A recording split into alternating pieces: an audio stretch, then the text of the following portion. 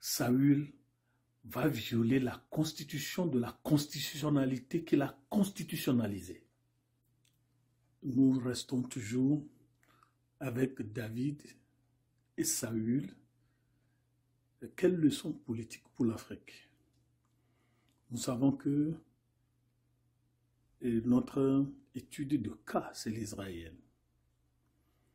Colonisé, esclavagisé pendant 430 ans en Égypte. Ils ont acquis l'indépendance à rude prix. Ils ont traversé les déserts. Ils ont conquis des territoires. Ils sont devenus une nation. Et Dieu leur a donné une constitution. Et des patriarches, nous sommes arrivés aux prophètes. Et les prophètes, constatons-nous que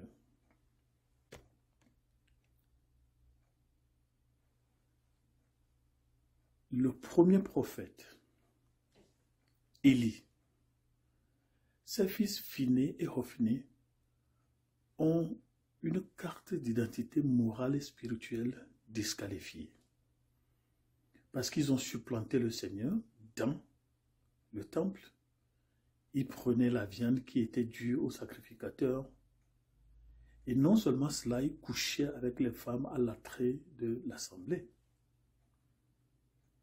Et Dieu, pour changer le régime, a causé une guerre extérieure. Et nous répétons que ceux qui pensent que Dieu, lui, ne fait pas ces choses, Dieu aime bien tuer, Dieu sait bien tuer. Donc, lorsqu'il y a échec comportemental, échec moral, Dieu va causer quelque chose interne ou extérieur. Dieu va utiliser les Philistins qui, disons-nous, sont les arrière-descendants de l'Afrique par le fils Misraïm qui est Égypte. Vous lisez Genèse 10. Dieu va faire tuer Phiné et Hophné, leur papa, et il y aura icabodage national, c'est-à-dire la gloire du Seigneur va quitter la nation. Et on se demande combien de pays ont leur gloire de Dieu quittée. Et est-ce qu'on le sait? Donc, Dieu lui-même faisant, initiant et accomplissant ce régime, ce changement de régime, va faire monter au créneau le prophète Samuel. Samuel a fait un bon travail. Il allait de ville en ville, en fait c'est le magistrat public, le prophète, et c'est comme ça que nous avons eu l'expression le juge de circuit. Il allait de district en district. Ces deux enfants, Joël et Abijah, ont été aussi disqualifiés. Alors, le peuple va demander des politiciens. Israël va dire, nous voudrons être dirigés par des rois au lieu d'être dirigés par des religieux, sacrificateurs, qui violaient la justice, qui étaient cupides et recevaient des pots de vin. Alors l'Israël va demander à voir des rois. Le premier roi choisi, Saül. Saül a bien commencé. Mais par la suite, on va voir qu'il y a des dérapages. Et au finish, on lui a donné l'ordre, on lui a intimé l'ordre d'en haut de tuer l'Amalécite, les Amalécites.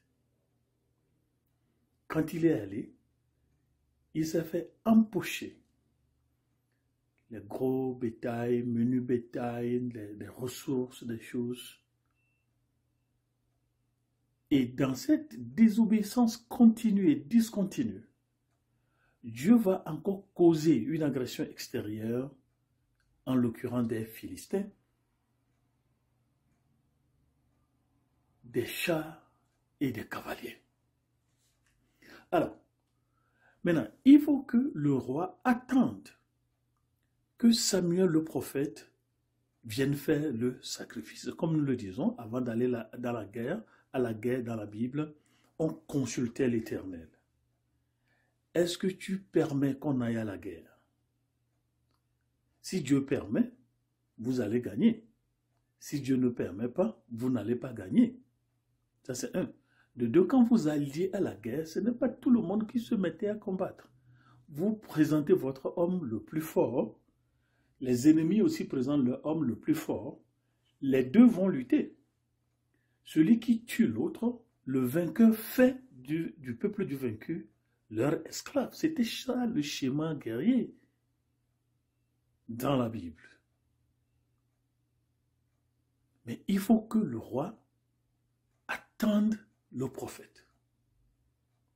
Mais le roi va violer les prérogatives, les avoirs et les devoirs du pouvoir religieux.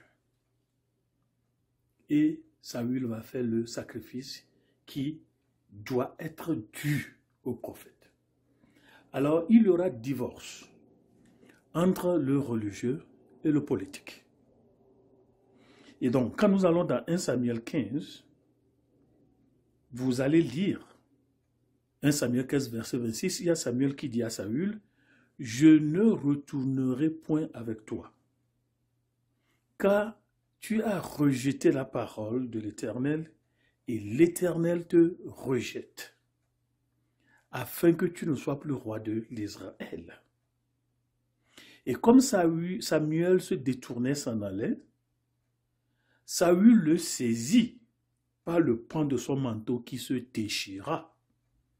1 Samuel 15, verset 28, Samuel lui dit, « L'Éternel déchire aujourd'hui de dessus toi la royauté d'Israël et la donne à un autre qui est meilleur que toi. » Suivez bien le schéma politique divin ici. Il y a le divorce prononcé entre le religieux et le politique, entre le spirituel et l'officiel. Pourquoi? Saül, en faisant le sacrifice à la place de Samuel, a violé la constitution de Dieu, par laquelle c'est le prophète qui annonçait le candidat, c'est le prophète qui confirmait le candidat, et c'est le prophète qui ordonnait le candidat. Et nous le disons toujours à tous les Africains qui veulent bien savoir que ce sont les prophètes qu'on a remplacés avec la Cour constitutionnelle. Il faut le comprendre.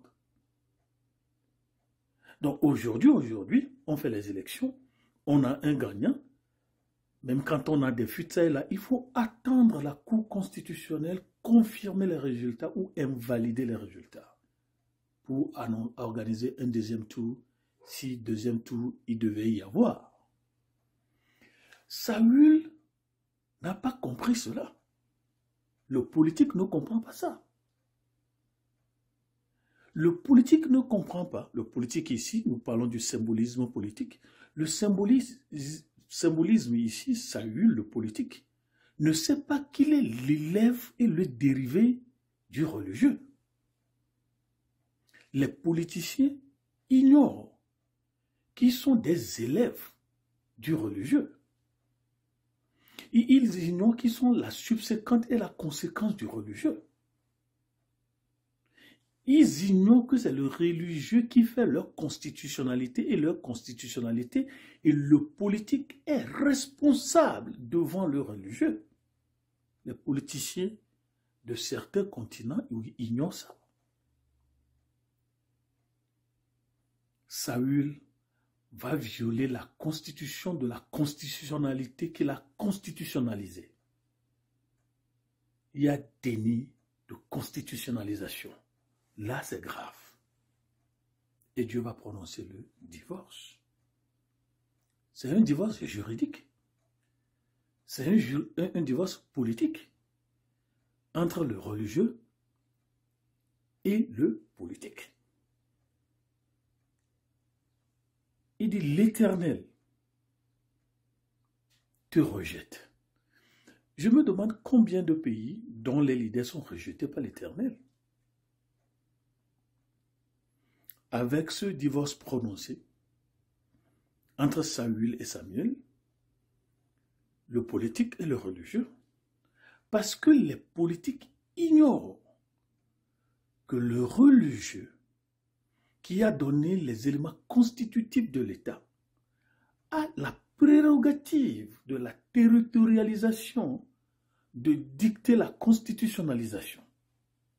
Vous êtes issus de moi, Dieu. Et le prophète est le représentant de ce Dieu. Il vient vous dire que Dieu vous a choisi. Il annonce ça au peuple et il vous ordonne. Comment ne pas respecter une constitution qui vous constitutionnalise? Alors vous êtes inconstitutionnel. Le divorce entre le politique et le religieux étant prononcé, un autre candidat que Dieu préparait va monter au créneau. C'est pourquoi certains politiciens ou certains hommes de Dieu n'aiment pas visiter les politiciens. Vous voyez, comme Samuel le dit, Samuel n'alla plus voir Saül jusqu'au jour de sa mort. Quand Samuel pleurait sur Saül, parce que l'Éternel se repentait d'avoir établi Saül roi de l'Israël. Ça dit common sense. Mais c'est celui-là qui est venu vous dire que Dieu vous a élu chef de l'État. C'est lui qui vous l'a dit. Et c'est devant lui que vous avez prêté serment. Et au nom de quelle gloire, au nom de quelle force, au nom de quel pouvoir on manque du respect au pouvoir qui nous a donné le pouvoir? La question reste posée. Au revoir et à la prochaine.